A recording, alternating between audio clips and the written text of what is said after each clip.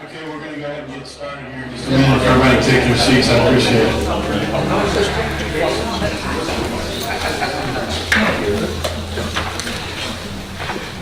Make noise with it.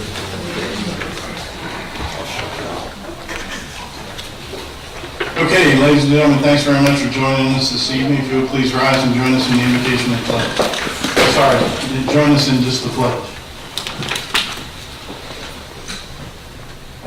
Allegiance to the flag of the United States of America and to the republic for which it stands, one nation, under God, indivisible, with liberty and justice for all. If you would please remain standing. Up in Virginia Beach, our colleagues at the City of Virginia Beach survived a horrible shooter incident where 12 people were killed. So if you would please join us in a moment of silence for those who lost their lives in Virginia Beach.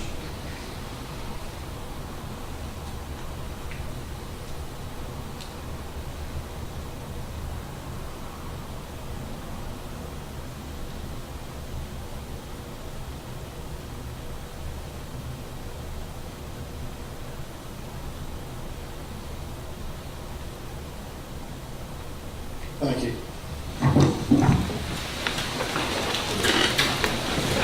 Madam Clerk, will you roll call? Councilmember Doherty. Call order. Here.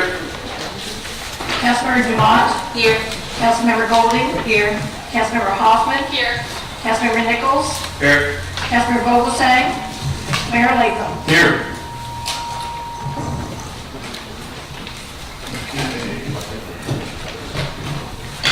Moving on to agenda item 19085. I move that we approve the minutes of the council workshop held on May 20th, 2019.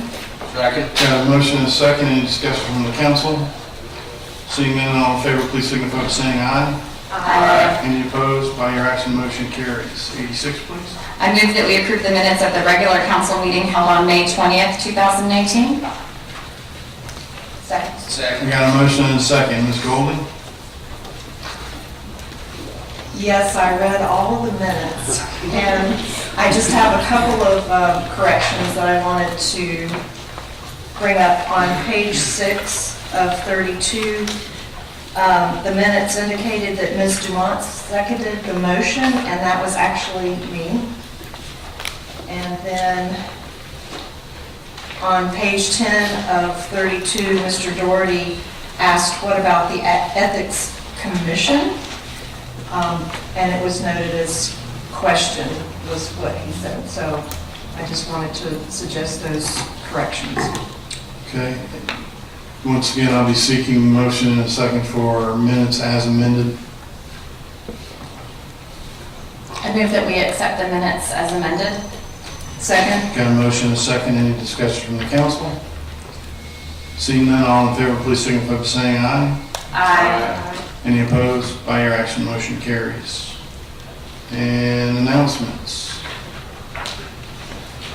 Ms. Golden. On Saturday, I participated in the CPAA, the Police Academy Alumni Picnic, and it included this year the fire department as well as the police department. And I know Ms. Dumont was there and Mr. Nichols was there, and I believe the mayor was there as well at some point. But it was a great event, and I just wanted to recognize the CPAA for organizing that because it was a great event. And I also wanted to mention this Wednesday, June 5th at 7 o'clock, the Beaches Watch organization is having a meeting which will be a legislative session recap meeting, and Mayor Latham will be there, as well as Mayor Glasser from Atlantic Beach and Representative Cord Bird, and they will be talking about the issues that were passed in Tallahassee this legislative session that impact our communities. And I don't know if we'll be covering any that didn't pass, but Yes, we will. okay, but it should be very informative, and I hope that people will come out to hear that because we have to be ready for next year, I think. Absolutely. Thank you very much. Thank you, Ms. Golding. Any other comments or any other announcements? Okay. Seeing none, moving on to 87, please.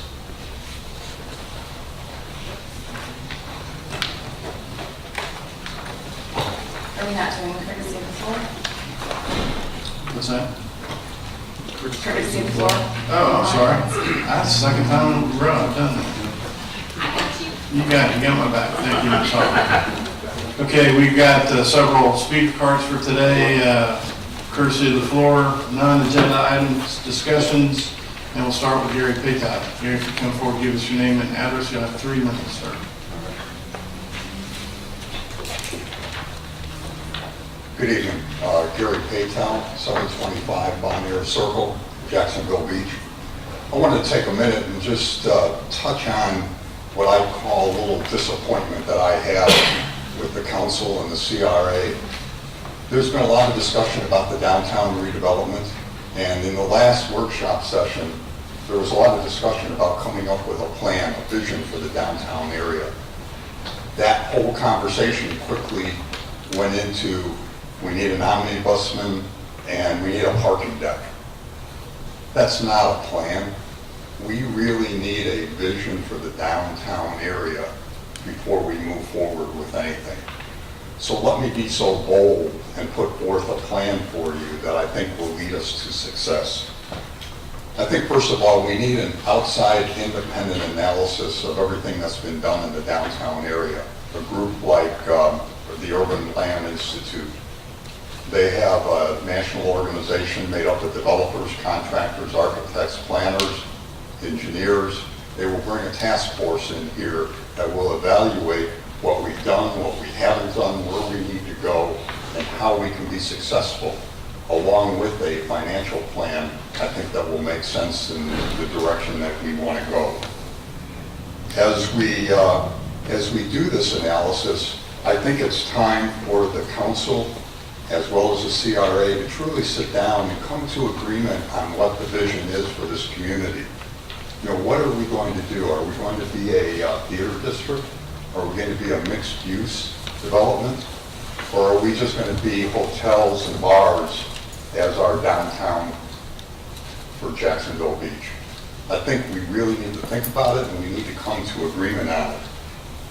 Hiring a program manager who has the experience, a person or a firm who has the experience in leading a team through a development process, has the architectural background, development background, the financing background, I think would be a significant add that can really help focus everybody both on the council and also on the CRA to move forward.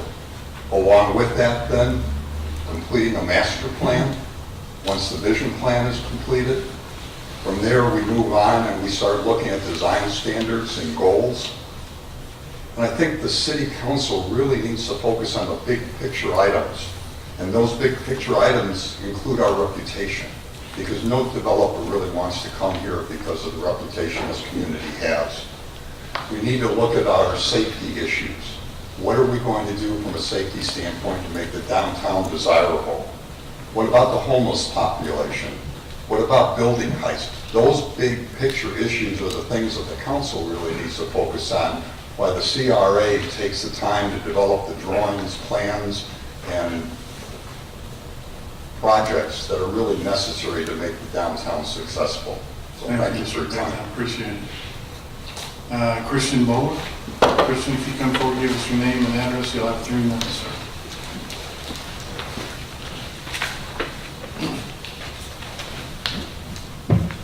Hello.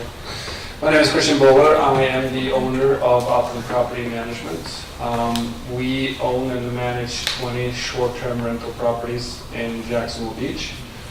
And I've been with a group of mine. We together represent over 100 properties in Jacksonville Beach. We would very much like to propose that we do a public workshop before the first reading is done, because I definitely think, based on the comments that I made today in the briefing, that you guys need some experts with inside knowledge of the industry to really nail down the rules and regulations that be effective and work for everybody. Because the rules that I propose right now, I feel that only the compliant people will adhere to these, and the bad apples, which you guys seek to get rid of, they won't. And I've done this for 5 years. I've hosted thousands of people in Jacksonville Beach. I'm a huge ambassador of the area. I host, in May alone, I had over 60% of my guests be patients of Mayo Clinic. So it's not just vacationers, it's not just people here to party, it's not, the industry has gotten a very wrong reputation. And we are pro-regulation. We're not trying to fight everything. We want this to be regulated. We want it to work for everybody. And our industry would love to get rid of the bad apples because our industry does not serve well by having a bad reputation by a selected few. But I strongly believe that the bad apples do represent a minute, small percentage of the market because there are over 400 short-term rentals in Jacksonville, and like I said, I know many property managers. We all talk together. None of us have any complaints. We have never had any cops called. We don't want any parties at our condos or properties. We don't want anybody to create noise or a negative living environment for our neighbors. We want all of that to get rid of. So, but I definitely think that the right way to do this is to come together, bring experts that have done this for 5, 10, 20 years into the panel and have them discuss with you all a reasonable and effective regulation that could serve the community and everybody involved. Thank you. Thank you, sir. Greg Phipps. Greg, if you come forward, give us your name and address, you'll have 3 minutes. Hello, everybody. My name is Greg Phipps. I live at 127 10th Avenue South. My wife and I are an owner of a property, and it is a short-term rental. We've had it for a little over a year now, and it is a good passive income for us that we're actually using to help pay for our son's college. Hearing about some of the regulations, I want to state the same thing, that I would like to see a public workshop take place before it goes into first reading so that you can allow more input from those of us that are some of the owners and are able to, we are in favor of having some regulations. As he just said, my prior counterpart, we would like to make sure that we do get rid of some of the bad apples. We do pay a bed tax now, in full agreement that that needs to continue on. We do think that there should be some regulations so that you don't have too many people within one place. But we'd like to make sure that our voice is heard and that we bring some of our expertise and knowledge that we have seen managing these places as they are. So that is our ask. And when we do that, to restate it again, to have a public workshop before it goes to first reading. Secondly, I would also like to make sure that we have a copy of what all those regulations are. I don't know if that's available publicly right now that way, but I know during the prior discussion that would be made public. So it's online, isn't it, Madam Clerk? It is online now? For the short-term rental proposed ordinance, is that on the website? It is on the website, okay. And I'm gonna do like they suggested and go through line by line, add some comments and be able to submit that. So thank you for the time. Thank you, sir. Appreciate it.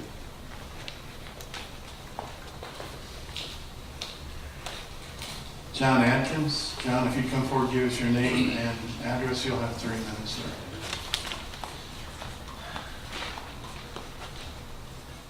Hi, my name's John Atkins. I live at 786 North 2nd Street, Jacksonville Beach. I've been a builder and developer here in Jacksonville Beach for over 25 years. I'd like to address the council briefly about the Land Development Code and let you know that our Land Development Code is extremely antiquated and contrary to good development practices. This is mostly concerning residential. Spoken to the planning department and the building department many times regarding this issue, as Mr. Mann will probably tell you more than he cares to remember. The main thing with our small lot coverage, it discourages development with a 2-car garage, 2-car driveway, anything like that. It's just an antiquated code that needs to be looked at from top to bottom. It's not something obviously we can get into tonight. So I'm here to ask for the council to, if they would schedule a public workshop on this subject. And that's basically all I have. Thank you, sir. Appreciate it. Dennis Hanks. Dennis, if you come forward, give us your name and address, you'll have 3 minutes, sir. Good evening, everyone. My name is Dennis Hanks, 7862 West Road, Bronson Highway, Kissimmee. I am here representing the Florida Vacation Rental Management Association, and I was in the previous briefing here, and I just wanted to offer our assistance moving forward. If you're going to have any public workshops and any type of public hearings on the short-term rental issues, we'd love to be part of that. We're a nonprofit association that's been around for 25 years representing vacation rentals here in the state of Florida. We represent approximately 40,000 rentals around the state with professional property managers managing those properties. The industry today is growing and changing almost every single month that we go by here. We are the largest vacation rental state in the country. We represent 25% of the entire U.S. market in the state of Florida for vacation rentals. What's the name of your organization, Dennis? Florida Vacation Rental Management Association. Thank you. So just offering our assistance moving forward, we've been to many, many hearings similar to what you had earlier tonight on the workshop. We've seen the good, the bad, and the ugly of what happens pre-implementation of an ordinance. Some things work, some things do not work. Some folks have put the most stringent ordinances in place to try to get compliance, and they still struggle with 10 and 12% compliance. So we feel that we can bring a lot to the table to work with you in the city. We are very pro-compliance on everything we do. We provide a lot of education and certification programs for property managers and those that are managing homes. So we would just love to be part of the process and work with you moving forward on this, because we think we can bring a lot of expertise and really the best practices that have been done throughout the state on vacation rentals. Great. Thank you, sir. Appreciate it, Mr. Hanks. Matt Dahlberg. Matt, if you come forward and give us your name and address, you'll have 3 minutes, sir. Yes, sir. Good evening. My name is Matt Dahlberg. I live at 2604 America Avenue, Jax Beach. Here to discuss the issue of speeders on America Avenue. This is my first time at a council meeting. I appreciate you hearing us out. I'm here on behalf of my neighbor, Matt Schultz, and numerous other homes in our area. This area in Constitution Coast, so it's on America Avenue between Osceola and Jacksonville Drive. That area for a long time was an older area, I believe, and there's a lot of new families that have gone in there. Just within 5 homes around myself, there's 12 children. They happen to be all boys, I don't know why. But there's a lot of children going in this area, and it brings concern to us as parents, me as a new parent. So again, between Osceola and Jacksonville Drive, recently that road was paved. And there's a number of new homes that have gone down on Colonies Drive as well, bringing new traffic into the area. If you know America, it's a bypass of South Beach Parkway. You can go through Fairway on down to JTV rather quickly, and that's the problem. There's no stop signs. Let me back up. I don't want to solve the problem. I want to try and discuss it with you all. We've had numerous conversations with the new traffic safety officers, Doyle and Turpin. They've been a great asset. They brought in a radar trailer. They provide extra monitoring, but unfortunately the problem still persists. Usually it's rush hours, so then that we can guess that people that don't necessarily live in Constitution Cove, but just that straight, flat, fast, slick stretch between Osceola and Jacksonville has become a big problem. I guess my goals would be to follow up with you guys and maybe try another avenue. The officers recommended another officer. I know that's a difficult task for you all and the many responsibilities you have. If it could be a traffic study, if it could be additional stop or slow strategy, stop signs that could be instituted into that stretch. I understand speed bumps are a pretty common request. I know there's probably a liability or danger factor with those, so I'd be looking at safer alternatives and we can work together to achieve this problem. Thank you all. Thank you, Matt. And just so since you're new to the council meetings, city manager at the end of the meeting will address a couple of these issues, and if you want to stick around. But if you don't, I'll tell you that we've ordered 4 radar signs.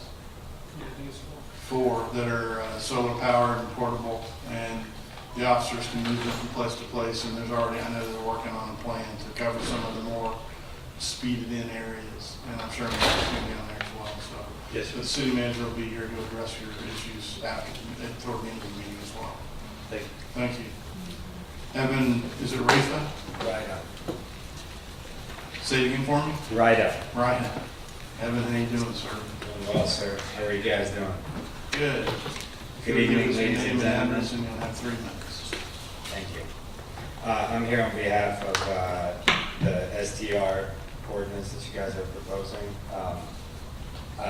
I too, like many of the other ones have said, would like to propose a workshop before the first reading because I do believe we are painting with a broad brush and it's not fair to the good operators out there. Never had cops called, never had any issues with any of the tenants. Pay our taxes the way we're supposed to, you know. I think there's a lot of confusion on all sides, and rightfully so. This is a new thing. You know, we started about 4 years ago with Airbnb, and when we came down here to ask for licensing and all that, they're like, what the heck is Airbnb? And, you know, so I think there's a lot of confusion on both sides of the aisle. But what's the most important thing that we have to understand is that the majority of the operators want to operate a safe, good establishment. Then you can be rested assured that nobody wants parties at their properties. Nobody wants parties. Nobody wants the bad things happening in their properties. So with that being said, a workshop I believe is imminent because of multiple reasons. Number one, we can all kind of align and just kind of figure out what works best for everybody because we do want this community to thrive because that is a big driving factor behind why these people are coming to our Airbnbs is because they love our community and they want to experience that. So I think instead of looking at it as like, oh, you guys are just making money and we're not, you know, I think it's fair to look at it in the broader lens, which is people want to use, you know, our amenities, but you guys are absolutely right. Everybody should pay their fair share of what needs to be paid. We're okay with fixing occupancy, you know, to a reasonable standard, not 3 per bathroom, because that's just not reasonable, being honest, because majority of the houses in Jax Beach have 1 bathroom. Yeah, there's some that have more, but, you know, it's just a thing, you know, it's an older city. So, again, heavily propose that we do a workshop. We all kind of come together, because like I said, this is our community too, we're constituents too. We want, you know, we want to see something reasonable in the books. We're okay paying, you know, what we have to pay. We're okay being in compliance, just as long as it's not 22 pages of verbiage that I don't even know how you can go through all that in 2 readings. That's all I have to say. Thank you. Thank you, sir. Janelle Wilson? Janelle, we're not taking comments during this. Yeah, I was just going to ask for the address too. Thank you. We have it on speaker card 729 6th Avenue South. Correct. Thank you. Janelle Wilson? Janelle The Wilson. Honorable Janelle Wilson. Thank you. Janelle Wilson, 2014 South Ocean Front. And I think all of you know already where I stand on the short-term rental legislation that's proposed.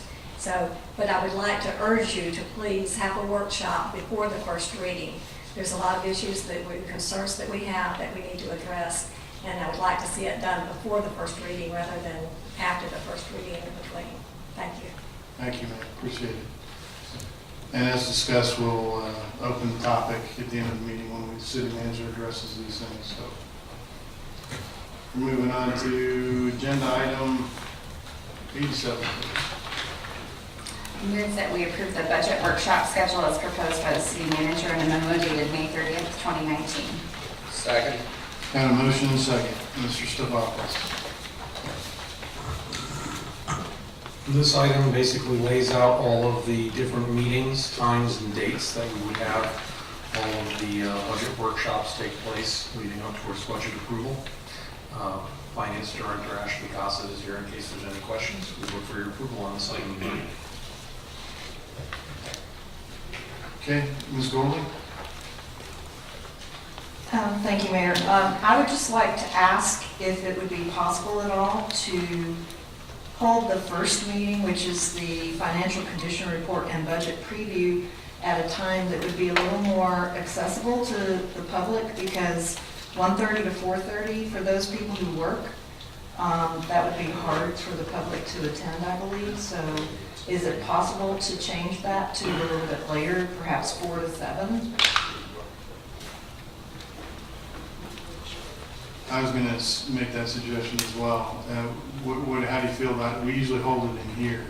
We can stream it live and record it as well for residents to come back and look at it. Madam Clerk, does that work? Okay, Ms. Golden, does that satisfy your concern? I'm sorry, Does that satisfy your concern if we live stream it and? as opposed to change the time? Right. I can tell you from personal experience, it's a long 3 hours. Well, I've attended it too, but I also had to take off work to attend the meeting, and so I didn't want to assume that other people. Well, in the past, though, we didn't have it streamed or recorded. Yeah, So, okay, thank you. Thank you. Yeah, that'd be- Appreciate it. Ms. Dumont? If you're going to be streaming it, when we use the overhead, that is not recorded. So that's something that we have to think about. If there is going to be critical information that is a visual, whoever is watching the live stream is only going to see us up here or sitting down there watching what's on the screen. They're not going to actually see that information. I just want to put that up there. So whenever we're looking at this and we look up there, nobody else sees that. Do you have the capability to turn the camera on? I believe we do, we can pan and zoom it, but I think that's first to be sure. Okay, so why don't we, if we can make sure that the logistics are in place to do the live streaming and the recording, we'll move forward presumably with the time that's requested by the city manager and the staff. And if not, we can revisit the timing on it. And I guess city manager and city clerk would be up to you to make sure that you have the ability to do that. Do we want to set up a secondary time for 4 to 7 in the event that we're not able to do it? Any discussion? Mr. Nichols? Can we attach the PowerPoint presentation that's going to be up there to the, with the agenda? Or can we just attach that? 'Cause it seems like it'd be a lot easier just for somebody to follow that as opposed to trying to get it on the screen in the secondary recording. Can you post it online for them? Okay, there we go. Okay, Ms. Dumont? Thinking of something, you just mentioned, I'm sorry, you were just talking about, just jog my memory, I was listening to him. If we weren't able to. If we have a secondary time. All right, so yeah, that was going to be, I was thinking about what would be the turnout for a Friday night. Probably the same I time. mean, we'd be here because that's where all the cool people hang. And I'm sure that everybody out there will be there as well, because it's a Friday night, and we wouldn't want to spend, who wouldn't want to spend Friday night with all of us? But I'm thinking about regular people. They might not be willing to spend their Friday night here with us. Okay, and it sounds like we found a compromise with being able to live stream it and attach the PowerPoint to the website? Okay, so with that being said, if you would take a minute, if you haven't already done so, check your dates on your calendar and make sure you're good. And does anybody have any other discussion? What was the date? It's on in your book. Yeah, there's several.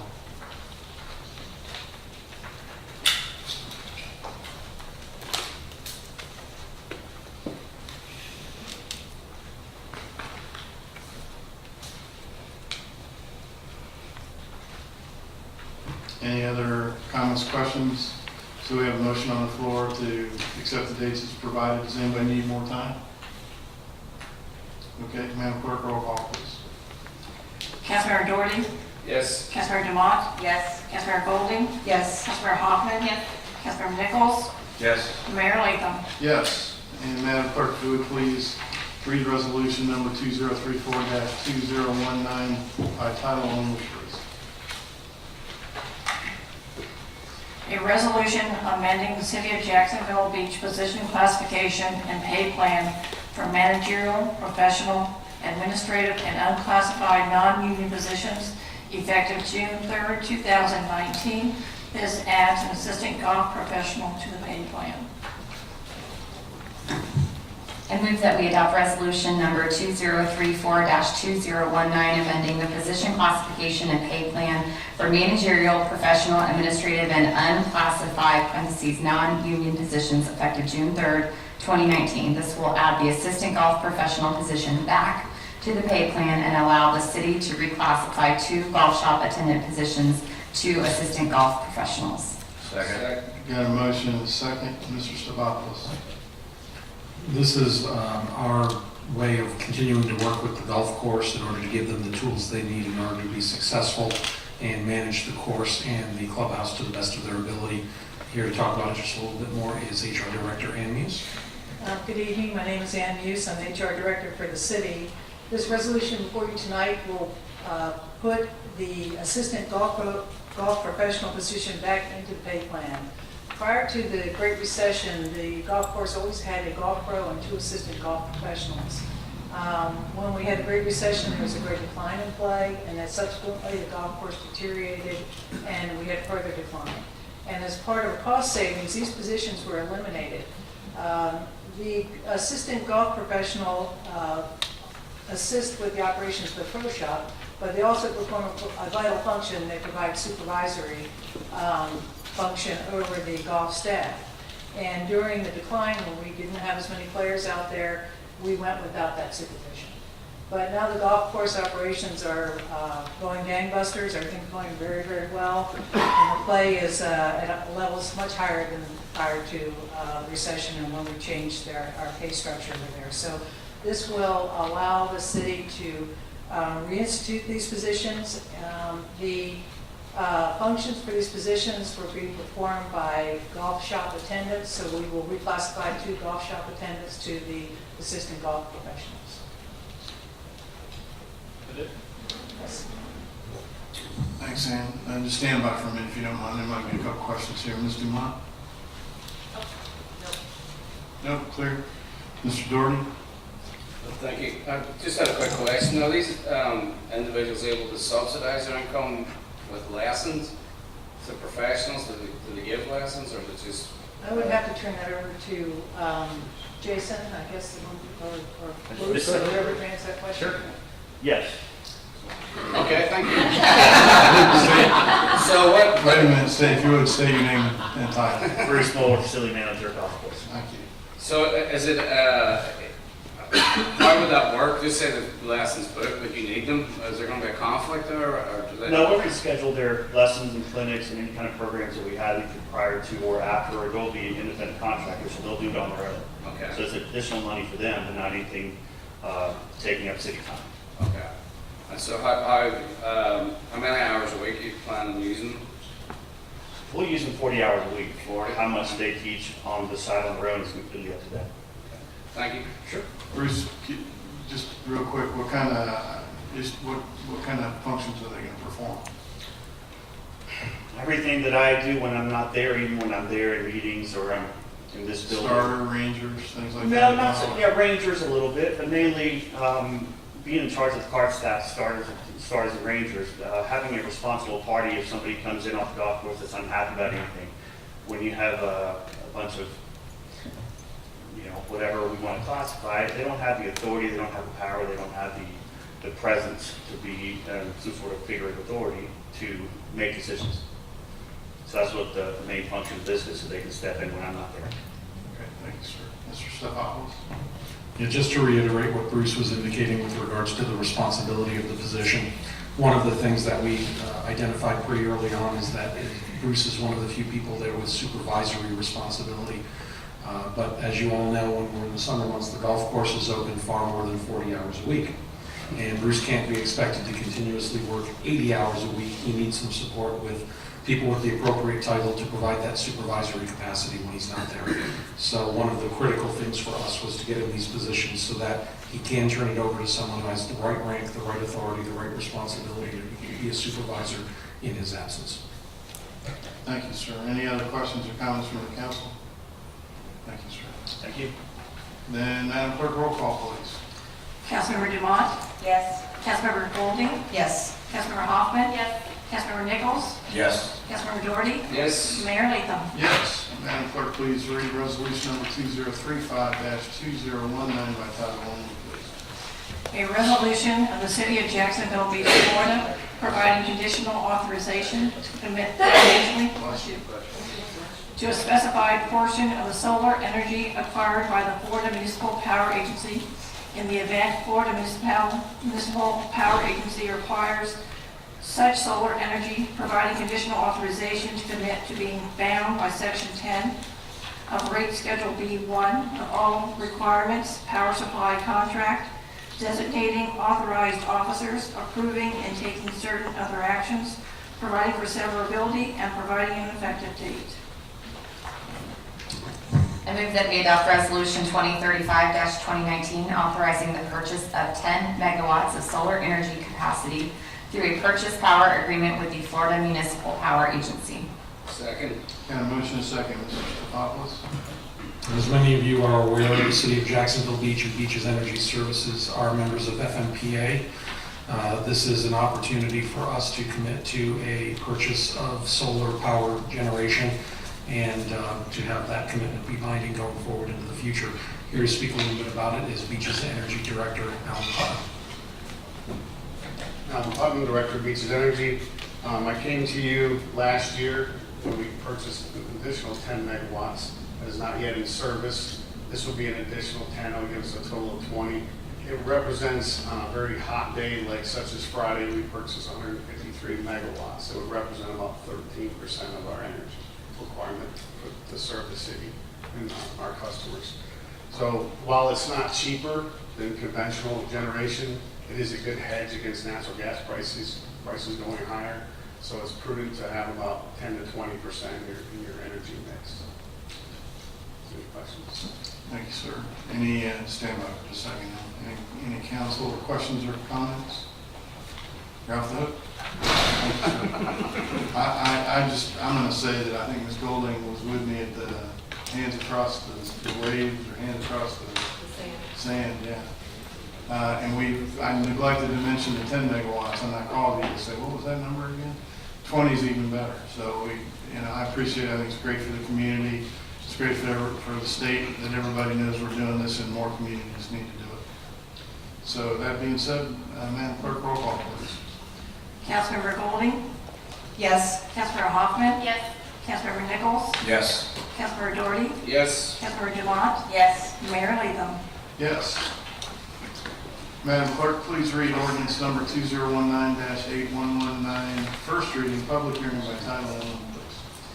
An ordinance of the City of Jacksonville Beach, Florida, enacting and establishing a decision-making and administrative body to be known as the Building and Fire Code Board of Appeals for the incorporated area of the City of Jacksonville Beach, Florida, by amending Chapter 10, Fire and Life Safety, adding Article 5, Building and Fire Code Board of Appeals, providing for findings and intent, providing definitions, providing for repeal of conflicting ordinances or parts of ordinances, providing for severance of invalid provisions, and providing an effective date.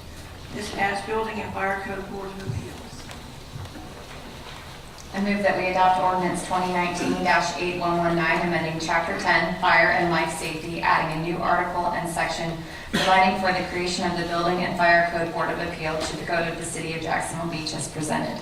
Second. And a motion and a second, Mr. Stefopoulos. Yes, the need for this particular Board of Appeals was brought to our attention when we were actually drafting the short-term rental ordinance. The reliance on National Fire Protection Association codes or the fire codes, there's a requirement to have an appeals process in the event that there is a contestation of the determination made by the fire marshal. Turns out that there's also the ability for that to occur with the building division as well, and we do not have a Board of Appeals. So this board would really function across two venues, one for both the building division and also for the fire marshal. And as you're aware, with the movement to contract fire services with Jacksonville, we will be retaining the fire marshal services here in-house, so that will continue to be an issue for us going forward. Both Interim Chief Steve Shadow as well as Planning Director Bill Nanner here in the event that you have any questions. And Denise May is here as well. Any questions or comments from the council? Ms. Dumont? Thank you. This extends beyond just the short-term rental, so in what ways are we going to be using this beyond just that? So if businesses are going to be going in front of them for code violations? Go ahead. I will tell you that we've already had one challenge to this, which is what brings it up, and it was under short-term rentals, although we anticipate that we may see some challenges under that. It actually came under your extended hours permit for alcohol, in which a code enforcement action report based on a fire marshal's decision and citation on a blocked egress. Now, in that case, he challenged too late under our code. He had 15 days to challenge that. However, it highlighted for me the fact that under the fire codes, this really is a board, and I will let Steve speak more intelligently to it, a board that actually comes together to decide when the fire code and the building code doesn't meet, and occasionally they don't. Usually your fire marshal and building officials sit down and they decide what's the best and highest life safety issue. Where they disagree or may disagree, or where a contractor may say, I don't like what you have to do, they can bring it before the appeals board. Take it away, Steve. Interim Fire Chief Steve Schuyler. Well, she's correct. Over that issue that came about with the blocked egress, the board wouldn't be able to do anything regarding that. It's more looking for conflicts in the way, whether we put a 2-hour firewall here versus requiring a fire sprinkler system. We're more into the interpretation, looking for other avenues.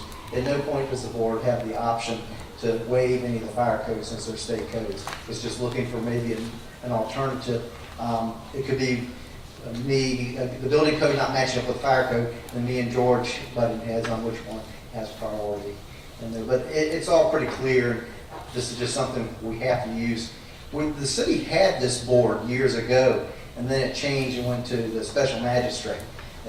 The last time it was used was in 1998.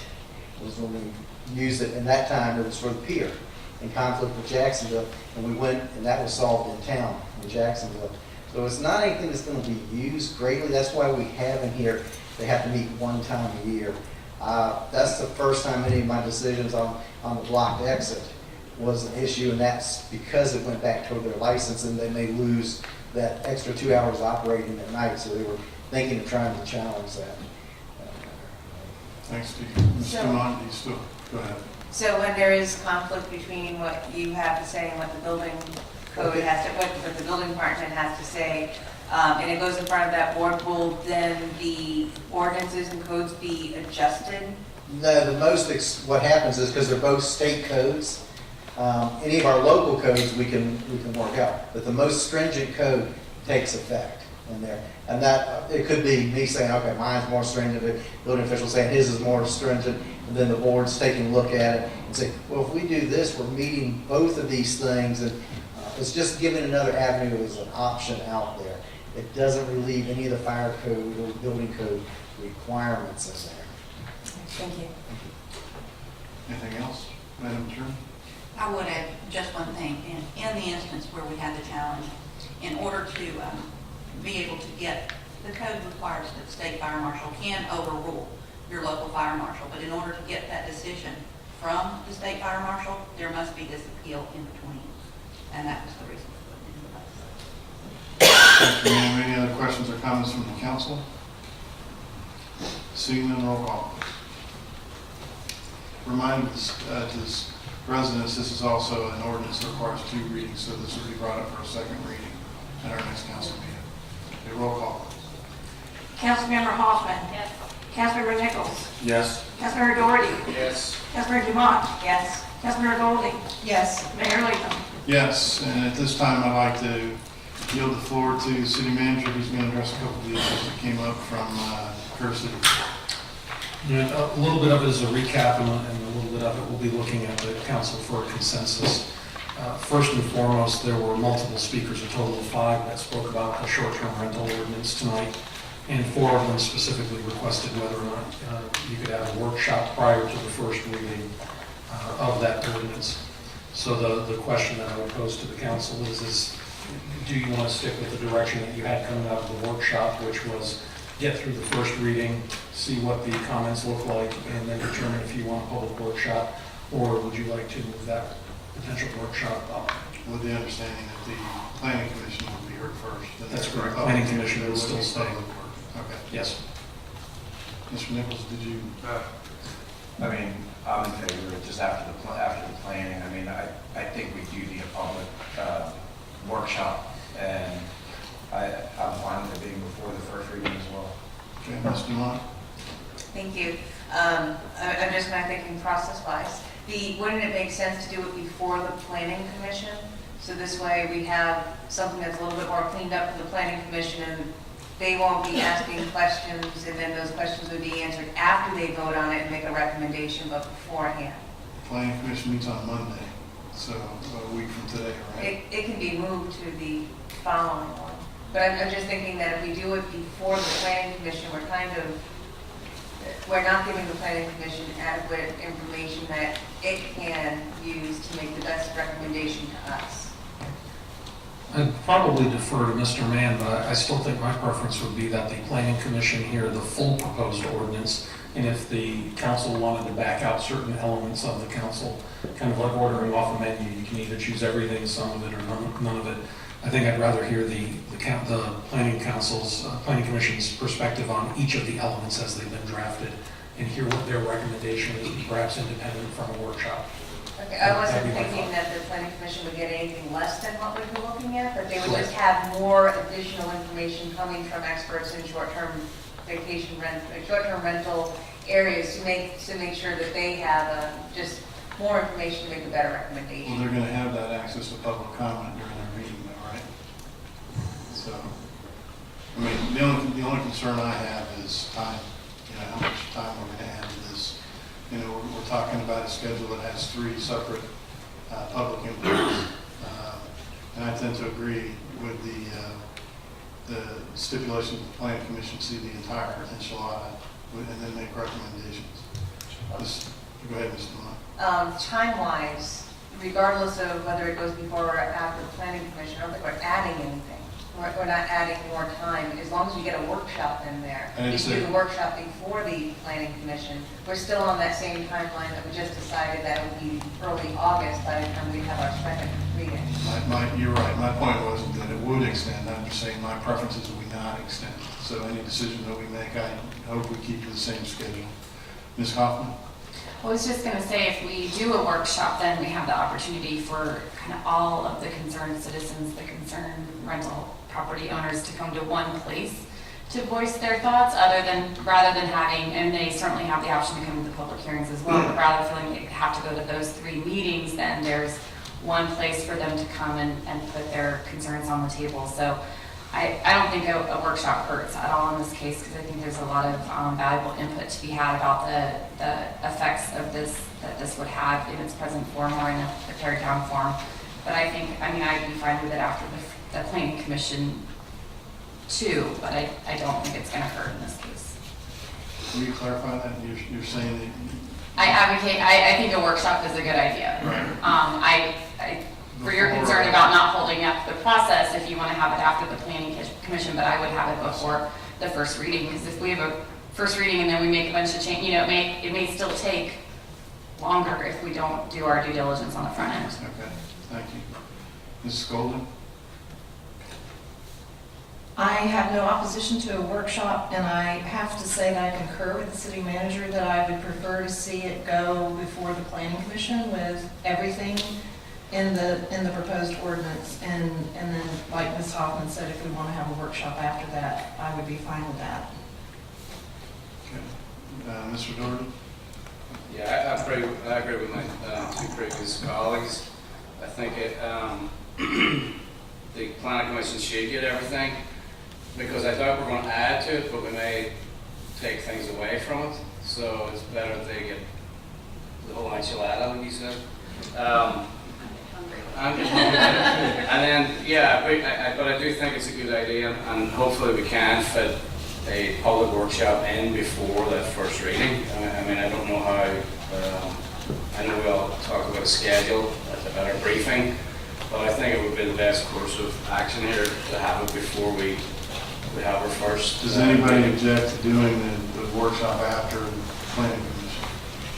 I do. You do, okay. I'm mapping out the, Yes, please. I'm just mapping out the calendar here. If we do the workshop at the end of June, the planning commission meets on July 8th, and that would be before our first reading. So it's not that we're pushing this anywhere. I'm just concerned that the planning commission should have, I want them to see the whole thing. I'm not saying that they only see bits and pieces of it. They should see the whole thing, but they should also have the information from the public workshop, because that's a lot of input from people who can actually go to that one place, who run these short-term rentals and who are experts in the short-term rentals. That's why I'm saying before the planning commission, that they make the best decisions if they have the information. And if we're having that critical piece of information after they meet, the recommendation from the planning commission is going to be lacking. Okay, thank you. Mr. Nichols? My question is that if we do some major modifications to it, if it has gone through the planning committee, would it have to go back through the planning committee? What amount of changes would be a lot bigger? Or can we just, I think if everything goes through, if they see everything, then we should be able to back off of it. But I guess my question is, what level of modifications can we make without having to go back to the planning committee again? Go ahead. Mr. Mann? Building and Planning Director. In the event, excuse me, that you have the workshop after the Planning Commission meeting, if the City Council were to come up with an additional regulation that wasn't in that original package, at that point, I would recommend that it be remanded back to the Planning Commission. If it's a paring down of anything less than was presented at the Planning Commission, given that the Planning Commission's an advertised public hearing, it will be the first opportunity for the people that were here at the briefing and the people that spoke tonight. I can't imagine they're not going to take the opportunity to talk about it at the Planning Commission. So I don't think there's any harm in doing it afterwards, but be aware if for some reason somebody comes up with a great regulation idea that's not in there, it would just have to go back to the Planning Commission at that point. But if you do it after the Planning Commission meeting, it's not automatically going to add another couple of weeks to that cycle. Thank you, sir. Ms. May? I would only add one thing to that. Anything that changed your short title, you take it out of the zoning category. Anything that would change the short title of your ordinance would automatically go into that. Any other comments by the council? I mean, does anybody want to make a motion? I'll make a motion to have a public workshop on, when did you say the planning commission we're meeting? On next Monday? Yes, sir. Should we do it on the 17th? Before the council meeting? I think we're going to have a lot of people wanting to talk, so we'd have to be here really early. So the next one would be the 1st of July? So we're on our hard on vacations now. That's right. So the next meeting would be the 15th? And I'm trying to schedule for the same day as we do it. Excuse me? Just that if we're going to do it, we're going to have to do it well before 4:30 or 5:30 because we expect there'll be a lot of people talking. So yeah, so I mean, I'd like to do it on the same day as a council meeting, just because I know we're all here then. And if that first date's not available, I'd like to recommend the 15th of July for a workshop before the council meeting. But you don't. I'm looking at my calendar too. The 10th we're talking about the week after the 10th, the 17th. What's the reason we can't do it then? That's because of the council meeting. Because of the council meeting? You guys want to get an early start? I love early starts. The briefing has been reserved for the council to talk about council items that you want to move forward. Okay.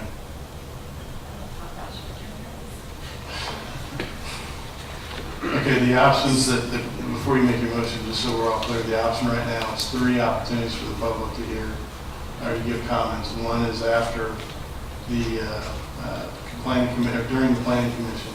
The second is during the first reading.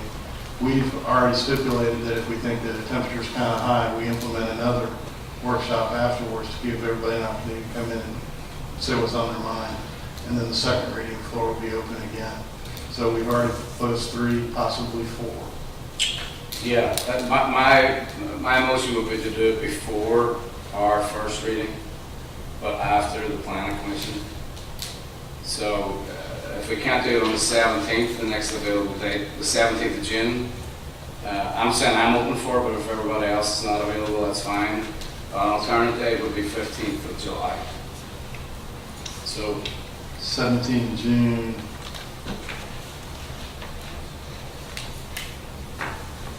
Yeah, we do is we start, I think we need to start early. That's what yeah, I mean, are you guys up for an early start? My concern is that we have a lot of things that we were planning to do already on the 17th, and so I don't know why we couldn't consider another date, just because I certainly would like to give it the due diligence that it deserves and give as many people the opportunity to speak without having to worry about all the other things that we're going to be dealing with on the same day, that we've got a council briefing and a council meeting. all right, I'll modify my motion to June 10th. June 10th? Sorry. We have to do that. We have to do that after the, yeah. The 24th. Okay, we got a motion on the floor for the June 24th, which is, we got the tribute to Bill Belford that night. He knows it's coming. Yeah. I'm sure you're ready. All right, I'm going to withdraw my motion until we can get You know, on the same page. you know, what I would propose that we do is give the city manager an opportunity to look at the options available and contact each individually. I mean, we have a minimum of 3 public opportunities to come speak, and there's not going to be a limited floor. You'll have 3 minutes. We have 100 people here. It'll take 3 minutes times 100. So everybody will have an opportunity to express themselves. I think the only question is whether or not we do it before or after planning commission. If we wait to do it after the planning commission, we're going to push the schedule, I think. So let's let the city, if nobody objects, let's let the city manager put together a couple of proposals, and we'll go from there. Okay. Okay? And what else do you have, Mr. Stefopoulos? And just to confirm, I'll be looking for a workshop date that falls between June 10th and July 15th. And I'll try to block out somewhere in the neighborhood of 2+ hours. Yeah, that's, I think, at least 2 hours. Did you have any other issues to address from public comment? Yeah, sure. Is there the potential that the planning commission could become a workshop, or do you have other issues on the agenda for that day? The June 10th planning commission, just since the planning commission already has that on their agenda? I do know that I can't tell you what the cases are, the number of cases. I do know that's not the only case on that agenda. Okay. And the only point was, if you consider the June the 24th date, that's also a scheduled planning commission meeting, and I believe we also have an agenda for that meeting. But that meeting's at 7, so it's just food for thought. I mean, I think just the idea of a workshop versus the public hearing is that it's a little more of an informal opportunity to flesh things out versus here's the ordinance, discuss and approve or not. And I think that's what the workshop allows us to do a little bit more. And if I can take the opportunity while I'm up at the mic, for people that are interested, if you go on the city website, jacksonvillebeach.org, go to the planning commission, or actually there's a hot link on the first page for meetings and minutes. Go to the planning commission meeting for next Monday night. On that agenda is the issue for the short-term rental regulations. The entire ordinance contains all the regulations we're proposing right now is on that website now. So people will have it, advance to start looking today and study up for the planning commission meeting. Thank you, Bill. Mr. Nichols? I'd like to see where City Manager Stefopoulos, if he was going to comment on anything else. I just want to comment before we end the meeting. Good. Just to summarize the last couple of ones here, we did have a comment from Gary Pato about the vision for downtown and maybe utilizing the Urban Land Institute. And I appreciate him bringing that forward because that's been in the back of my mind for a few months. My suggestion to the council would be that we get through one more joint meeting with the CRA first to determine if there is a need to bring in the outside consultants of Urban Land Institute. They do have the equivalent of what you would call a Florida Task Force or Florida Strike Force, where there's a group of land professionals, the equivalent of Mr. Mann, with all different elements of expertise where they could come to the table and provide some assistance. But I think there would need to be an idea of what exactly we want them to do before actually calling them and having them come to the table. We also had a comment from Mr. Atkins regarding antiquated land development codes for single-family residential. Mr. Atkins, I appreciate you bringing that forward, and I'll be talking with Mr. Mann to see when the last time we revised those codes were and see what the substantive issues are that may need addressed going forward. And finally, Mr. Dahlberg regarding the speeding on America Ave in Constitution Cove. I do know from conversations with the police department they have done some speed monitoring in that area.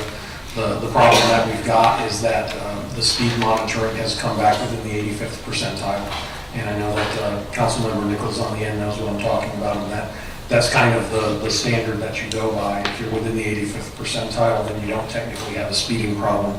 With that being said, it's not to say that the volume is not high in that area.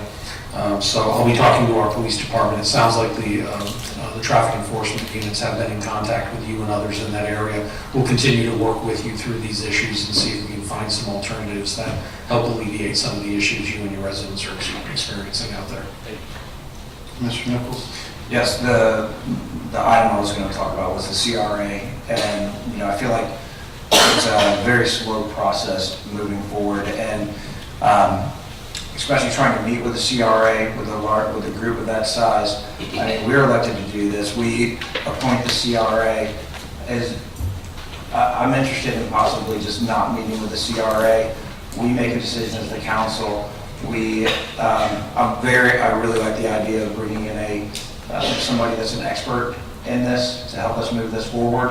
And once we make a decision, we give a direction to the city on the direction we want to go. And then when it comes back through the CRA, they can review it to make sure that we're meeting the CRA statutes and stuff that are in place. I think we, as a board, we're elected. The vision, we could probably develop it, but if we add 5 more people to it, I just think it's going to take a lot of time. I mean, especially with us meeting and trying to do joint meetings, we're going to be sitting here a year from now exactly where we are. Yeah, I'm going to just close up by saying I agree with what you're saying in one regard, that personally I was never in favor of the joint meetings to begin with. We've put the council before us put a good action plan together, a vision plan in 2007. We've been working off of that. We've been working off of the downtown plan that we put together in 2014, was it? So, I mean, I believe we have a direction. I believe that with the hotels that we've got coming in, that's going to bring higher quality businesses into the community.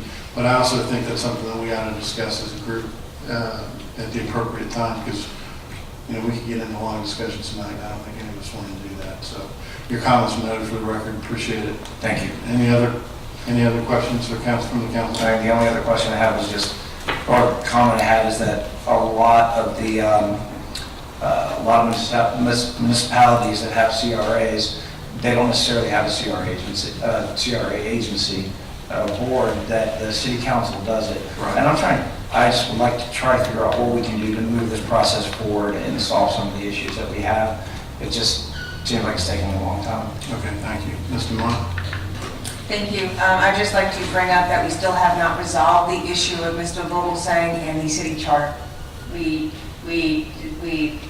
put forward a complaint to the State Ethics Commission with regard to state code, but we have left it hanging what we're going to do about the city charter. We asked for direction on cleaning up the city charter, but not on the action that was already done. The actions are multiple. I'm just putting that out there, that this is something that really should be cleaned up, and we need to just resolve it. Thank you. Okay. I can tell you for the record that the complaint's been filed with the Commission on Ethics. But that's for the state.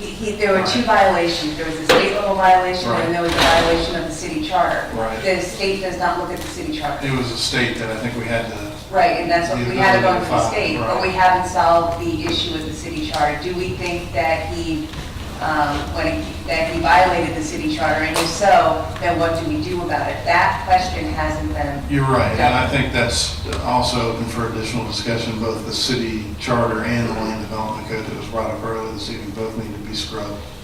But we'll work that through the city manager. One of the things I like to say in support of our city manager. In the 4 months he's been here, I think he's done a tremendous job. And we need to give him an opportunity to get his arms around a lot of this and schedule it and work it with his team and tell us what he's doing instead of us telling you what to do. So, you know, as you work your plan, it might be appropriate for you to take a little time to kind of tell us what, not tonight certainly, but when you get a chance, what are your plans for the charter, any city codes, and anything else that you're working on? Yeah, go ahead, Ms. Cole. With all due respect, in follow-up to what Mr. Mon is saying, I agree that we did not address the question about whether our fellow council member violated Section 30 or not. And so that's still left hanging, and that's something that that we owe to the community to resolve that. It's our responsibility to do that.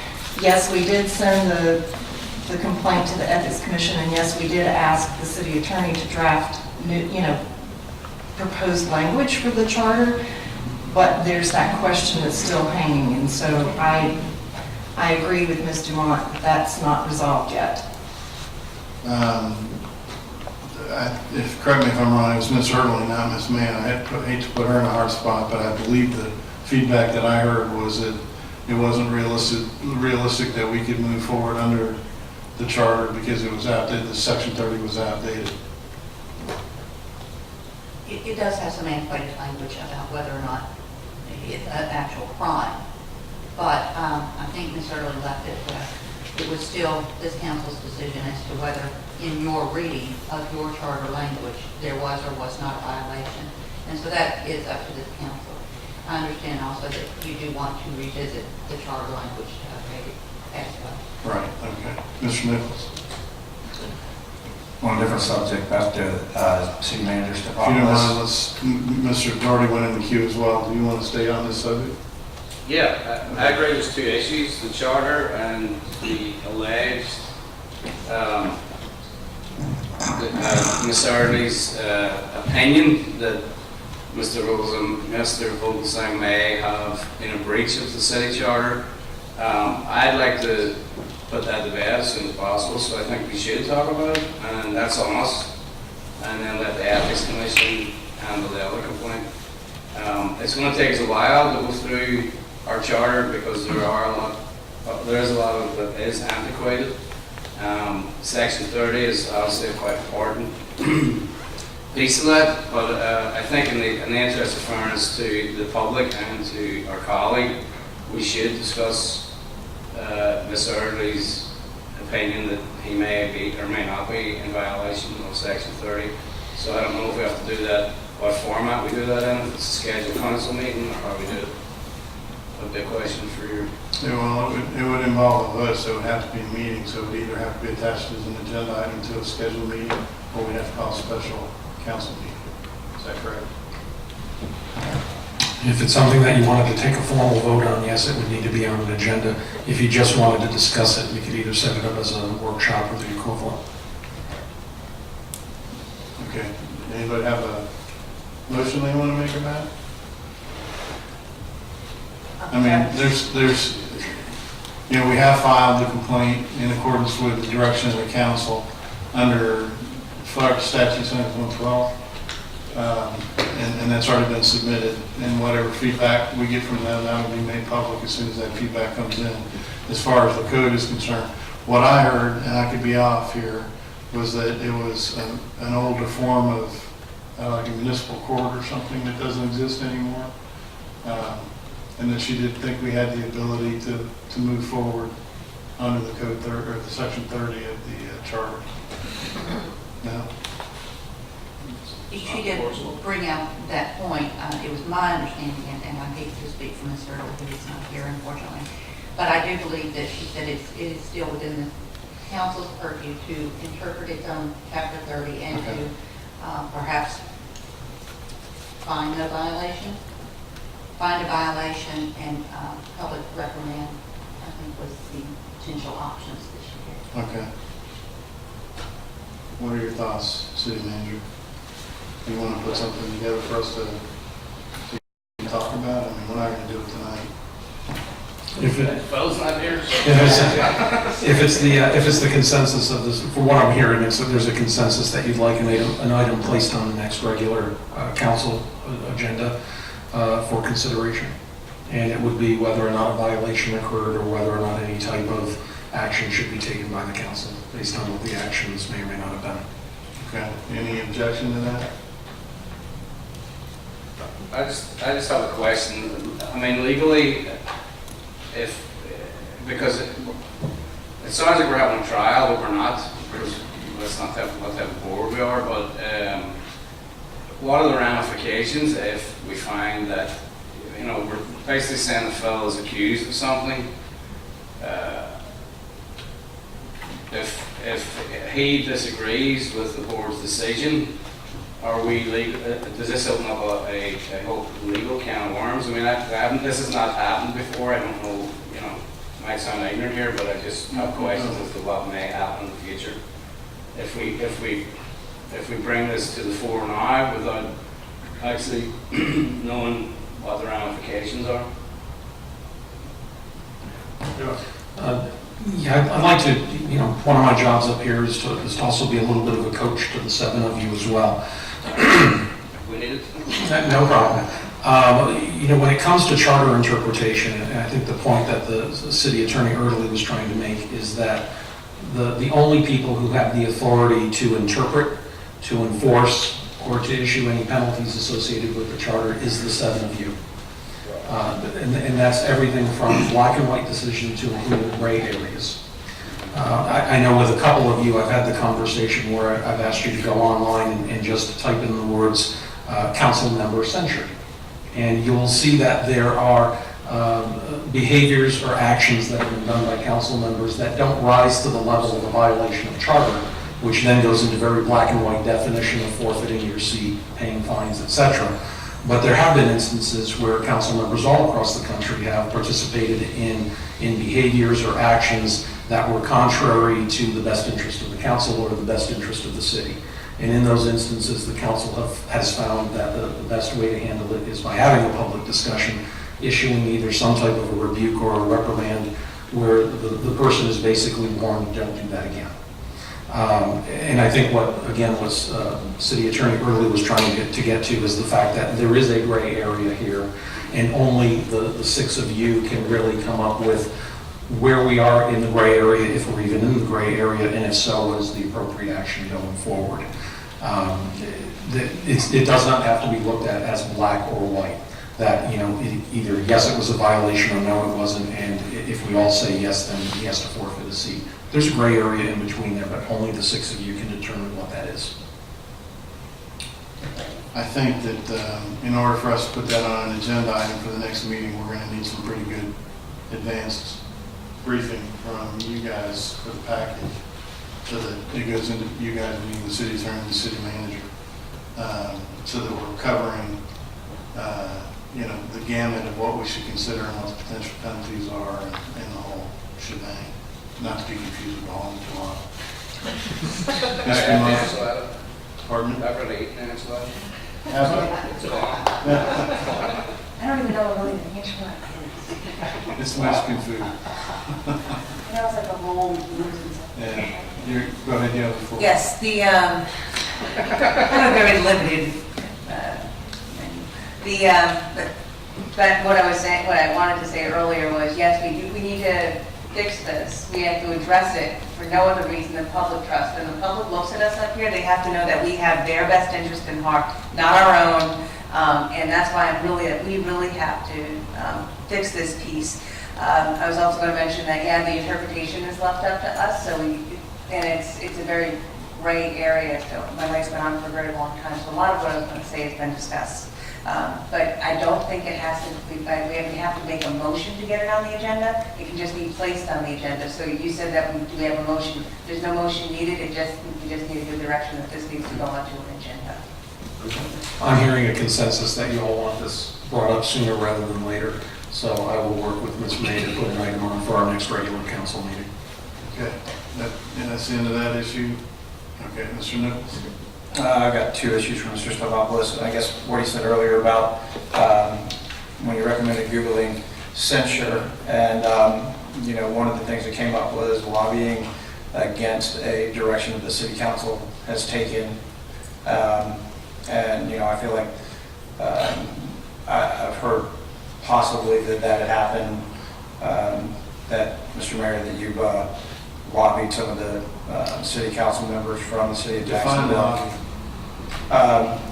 Taking a position in direct opposition of what our city has chosen, what the city council has taken. And I mean, I understand as a citizen that's fine, I guess, but I just think it looks bad for the city. I think it looks bad for the city with the mayor taking a position opposite of the city council. That was number one. Well, I'd like to address your Yes, sir. your concern. It is very much like when the Board of Assessment reviewed property next to mine. I have the right as a citizen to talk to my elected officials and ask them their opinions, and that's what I did. I didn't go in and lobby. I went in and lobby, by the way. I understand that's been on Facebook recently.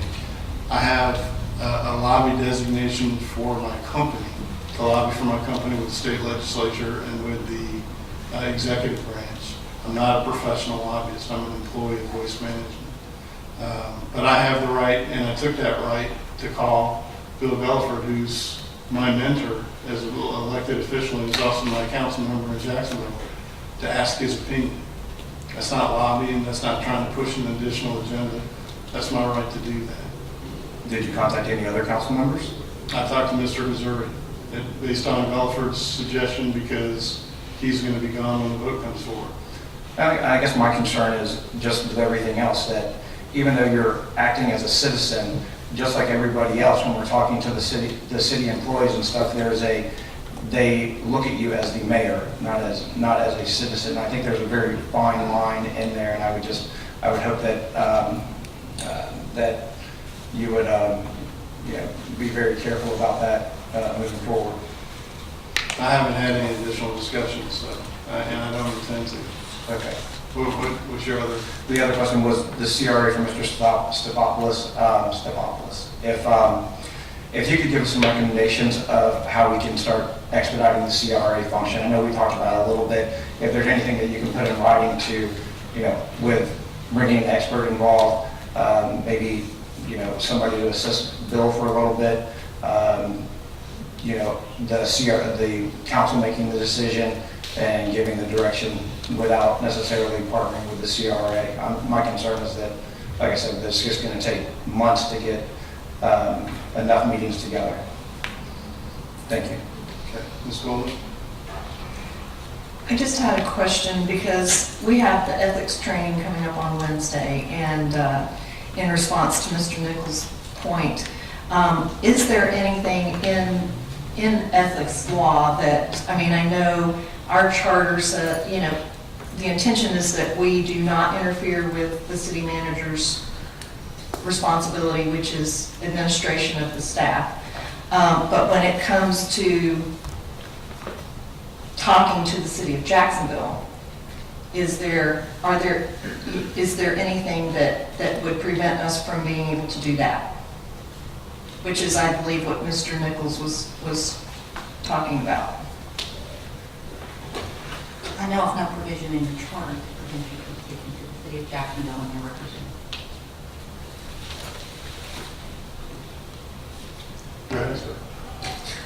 If you may recall, at the last council meeting, I suggested that this council consider a code of conduct moving forward.